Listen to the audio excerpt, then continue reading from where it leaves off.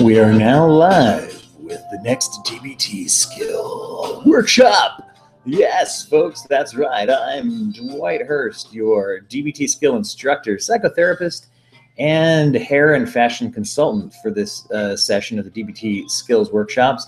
As you may know, I'm going through all of them. I'm going through the dialectical behavioral skills therapy. A little disclaimer, I don't think I said for a couple episodes, this is not meant to take the place of therapy. You and I do not necessarily have a therapeutic relationship just because you're watching this video. If you're my client, then we do, actually. No getting around that. It's true. The rest of you, no. So stop pretending. Well, you can keep pretending. Just don't think that I know that you are. You can easily contact me through dwighthurst.com if you would like to have a therapeutic relationship with me. Sounds so needy. But what I'm saying is definitely go to your therapy that you're going to, or whatever it is you're doing. Use this as a supplemental thing to help you to understand and use the DBT skills. Many therapists out there have been telling me that they also have been using these to learn how to rehash the skills, get a different take on them, or some even sharing them with clients. Aw, and that's sweet, guys. I appreciate that kind of feedback. Anyway, today we're going to be talking about the how skills of DBT. We are in the core mindfulness section of DBT, of course. We went through distress tolerance, and now we are being mindful. How? Last week we talked about what? It's not a question. That's what we talked about, the what skills. So we're going to talk about the how skills. These are some other of the core mindfulness skills that complement the what skills that go along with it. We talked about observing things and trying to participate fully, engaging in a mental description of what's going on around you as ways to be mindful. This week, we're going to talk about being non-judgmental, being one-mindful, and being effective. Effective means you do it online, I think. That's E-effective. Whatever. We're not going to get into that iteration of it. All right. So how? The reason that they lump these into two different things is that the ones we talked about before are more thought of as what is going on around me, observing, describing, and participating in what is going on around me. How is kind of meant to say, how do I engage with those things that are going on around me? In communications training and therapy training, we often talk about the process versus the content.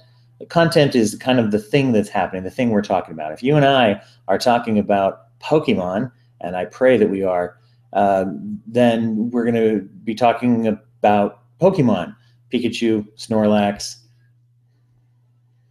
some others. I should really pull my son in for that one. I'll have my son come in for the Pokemon episode. Anyway, if we're talking about that, that's the content of what we are saying. We're talking about, does Pikachu evolve? Oh, Charmander, that's another one. Anyway, so we talk about the evolutionary powers of Pokemon. We talk about which one can beat the other ones. We talk about how you got to catch them all. Those are all things that we're going to be doing in content. Process is, how are we talking about those things? If you tell me, I think that Pikachu is the coolest, and I say, that's probably because that's the only one you know the name of, and I know two others at least, then that's a little snarky of me. And if you say, well, I think that Pikachu's the coolest overall, even though I know all the Pokemon, and I say, that's because you're an idiot, then that's not very respectful. And that goes to the process of our conversation, is how are we relating to each other? So you kind of think of that way when you think of the what skills versus the how skills. So we will get into how to live our lives. Oh, wow, that's pretty heavy. We'll get into how to use these, how skills are. First of all, a non-judgmental stance. How do we use that? What? No, how, I should say. A non-judgmental stance refers to basically not judging too much. Most of us are probably taught to be non-judgmental when it comes to others. That is a right that we extend to other people. Oftentimes, I mean, think about that. When you're growing up, didn't your mom or dad teach you and say, hey, don't judge other people? Or maybe they taught you to specifically judge other people very harshly, and that's a problem too. But, didn't someone in your life, a Sunday school teacher, a grandma, a grandpa, someone say, don't judge a book by its cover? They got older in the middle of that sentence for some reason. And you hear those kind of phrases. You're not supposed to judge people. Even when people do things, you're supposed to forgive and forget. And we're pretty good at least knowing that that is a goal. We aspire to doing those things when it comes to other people. We try. A lot of us value being sort of egalitarian in our mind, of trying to believe in equal rights for people and believing that people should be treated fairly and that we shouldn't judge them. If we see someone doing a thing that we don't like, then we shouldn't go, oh, they're a bad person, ew. And even if we do that, we sort of try not to. That's the thing. So the idea of a non-judgmental stance is actually applying this same privilege that we have been trained to give to other people to ourselves. So in other words, not just applying it to the relationship with other people, but to say to myself, I non-judgmental when it comes to myself. At least that is the goal. As I said before, we don't expect perfection when it comes to applying this to other people. We don't say to ourselves, oh, I need to, definitely do it perfectly or else I'm a terrible piece of garbage. Well, we might say that to ourselves, but if you do, that's a different problem. You shouldn't say that to yourself. We don't necessarily expect that perfection even from other people. When we're talking, someone might make a joke, someone might say a thing, and we don't immediately say, oh, you're a horrible racist, bigot, homophobe because you made that joke necessarily. If you keep making that joke, we might get a little suspicious. But we get the overall behavior that the person is showing as non-judgmental. We'll probably accept them as a non-judgmental person. So when it comes to ourself, the thing is getting to know the judgments that you make. This is something that can be very helpful in therapy. We work through this and say, what kind of judgments are you making about yourself on a day-to-day basis? Let's go 3 days at least for a good sample. And then say, where am I the most harsh on myself? I looked at that thing and I thought, oh no, I engaged in that fantasy and I thought, oh gee, I took a drink and I thought, I did whatever I did and I'm really harshly judging myself. Am I attaching too much interpretation to either my thoughts or actions and saying that means I'm a bad person automatically because I either did something or wanted to do something or whatever? Many times those of us who tend to get overly emotional, we will then judge ourselves for that. We tend to look at our emotions as an enemy, which they come from us, which kind of makes us the enemy. And so if you're a person who is typically flooded with emotion, you're probably likely to be judgmental on yourself. And so one of the ways to do this is to ask myself that question, what would I say if someone else did this thing? How would I apply judgment to another person in this situation? Would I be super harsh to them or would I give them a break? And then to say, all right, I'm going to practice actually saying that to myself. Hey, you know what? You messed up, but I'm going to give you a break and I'm not going to judge you too harshly. The other thing too that I've heard some people who really, really embrace this non-judgmental stance is they will actually try to limit themselves.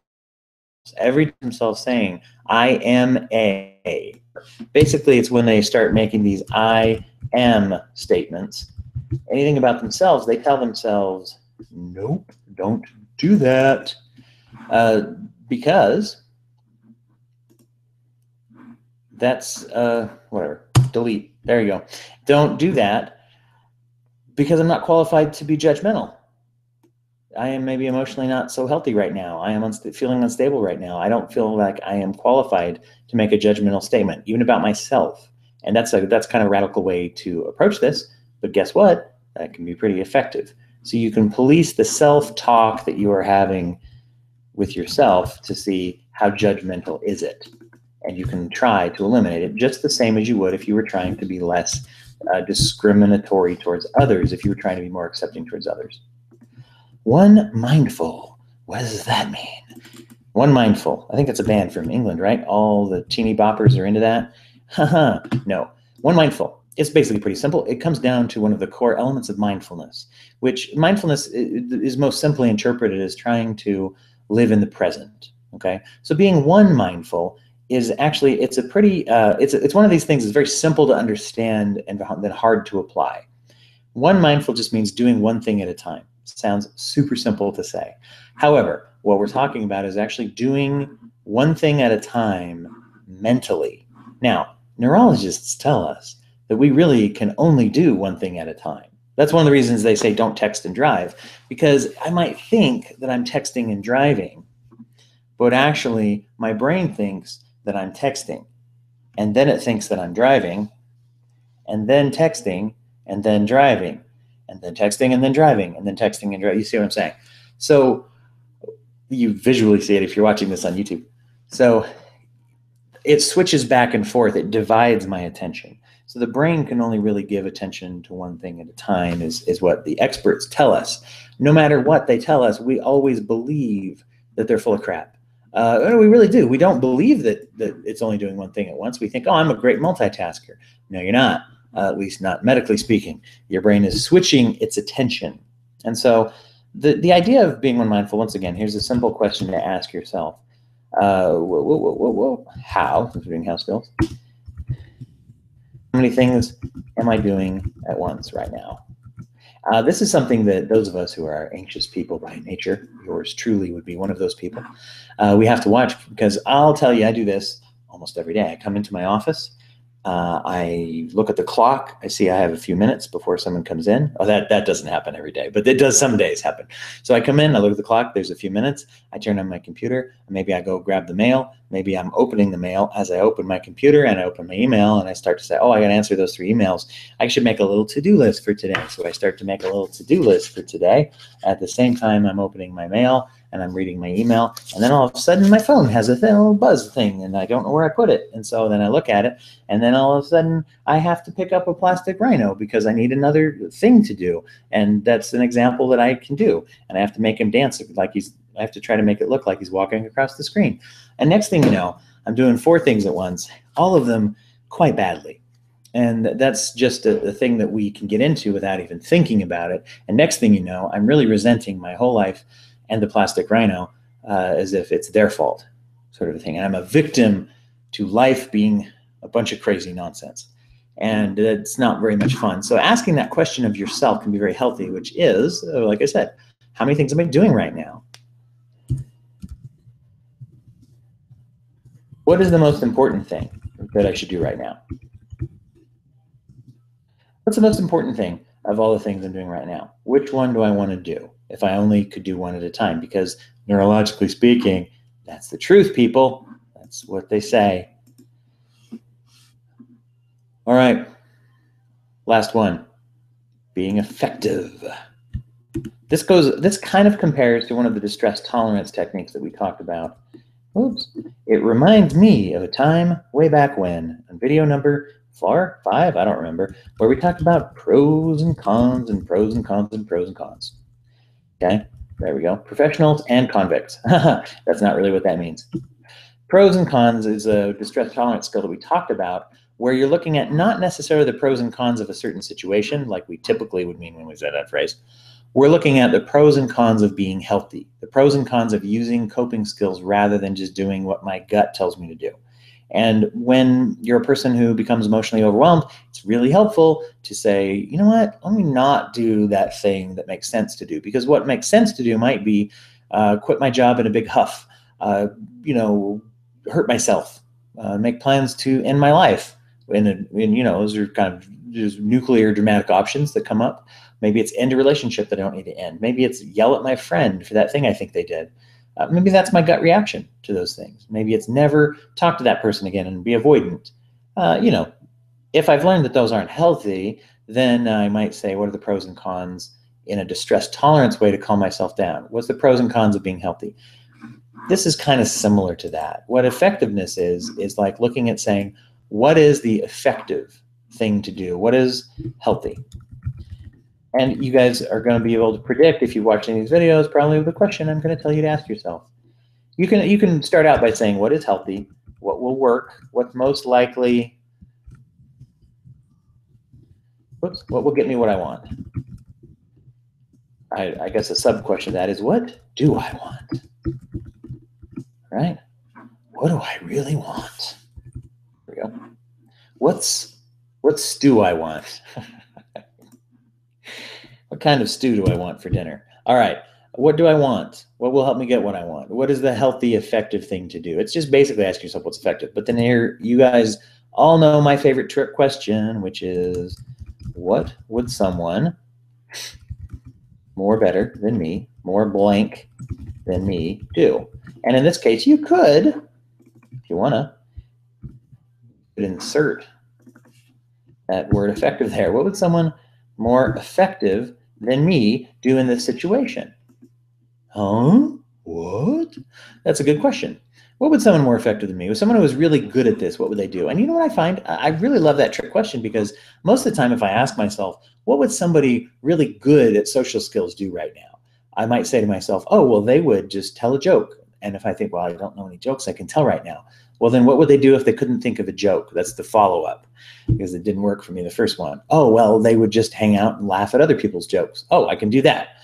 They would probably say something into the conversation. What if I'm nervous? I can't think of something to say. How would someone more effective than me deal with not thinking of something to say? So this is the key to this question. If you ask this miracle question of yourself, what would someone more effective than me do? And I think, well, they'd be better than me, and so I suck. That's not really using it right. If I say, well, they would be charming, then I have to say, what would someone effective do in order to be charming? I have to keep asking the question until I give myself something specific that I could do. Well, charming people probably make eye contact and talk. Well, I can do that. I'll make eye contact, and at least I'll nod when other people talk. And then if there's a break in the conversation, I'll say, oh, I really like that story you told, which sounds like I contributed. Did I? I don't know. But it sounds like I did. And that's all really people sometimes want.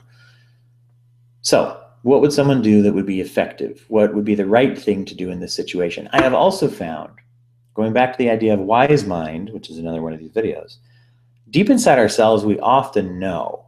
If I had a fight with a friend and I ask myself, what's the effective thing to do here? Usually we know, oh, it's apologize or confront if they don't know that there was a problem, or find a way to talk to them that's safe. Or drop it and move on. One of those things probably applies to the situation, and I probably know which one is right.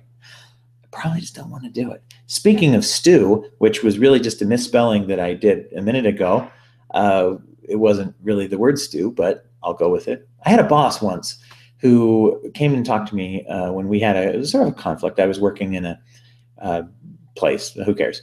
And there was a conflict where one of the clients, student people, whatever that we worked with, had a conflict with a person that was like their educational instructor. Okay, lots of places I've worked have had an element of education, whether for teenagers or whatever. And residential treatment is abounding with these kinds of things. And there was a real conflict in the relationship between a student and a teacher, or a client and teacher, whatever you want to call the resident. So my boss came and talked to me about this and said, what do you think is really going on? And I said, well, I think that the instructor in this case doesn't understand certain things, and that they need to be brought up to speed on some facts, and that would probably help. But they're pretty resistant to that. And my boss told me, so whose job is it to go do that? And I said, well, I'm in this case, the advocate, whatever. I'm the one who needs to go and help to ameliorate this relationship. And she said to me, okay, so when are you going to do it? And I said, oh, well, I don't know, sometime this week. She said, okay, well, let me tell you something. You'll probably stew about it until you do something about it. Or maybe she made it more rhymey than that. Stew something about it till you do something about it. I don't remember. Anyway, and it got me thinking, and I thought, why don't I go talk to her right now? And I was able to go find her, and we got started on that process that wasn't very much fun, having that kind of a conversation. So the whole point is this. What's effective? Once I land on it, the best way to be effective is as soon as possible, because then I will stew about it less for less time anyway. So there you go. These are, and be, the skills of how. Yes, I like that. These are the how skills: non-judgmental stance, being one mindful, doing one thing at a time, that is, and trying to be as effective as possible, or at least know what the effective choice is. If you can focus on these, they will help you to be able to better manage your mindfulness. And these, once again, these are mindfulness skills, not distress tolerance. As we talked about distress tolerance, that is to survive states of high stress.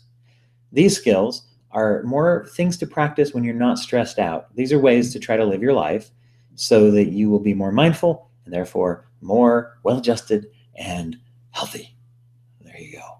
Thank you for watching, by the way. As I said before, check out dwighthurst.com. dwighthurst.com/podcast is where you get a lot of material that are free that you can download or that you can listen to about different interviews I've done with mental health clinicians or different aspects of mental health and psychology that we talk about on the Broken Brain podcast, which you can also find through iTunes, or you can tune in right here on YouTube and learn the DBT skills with me.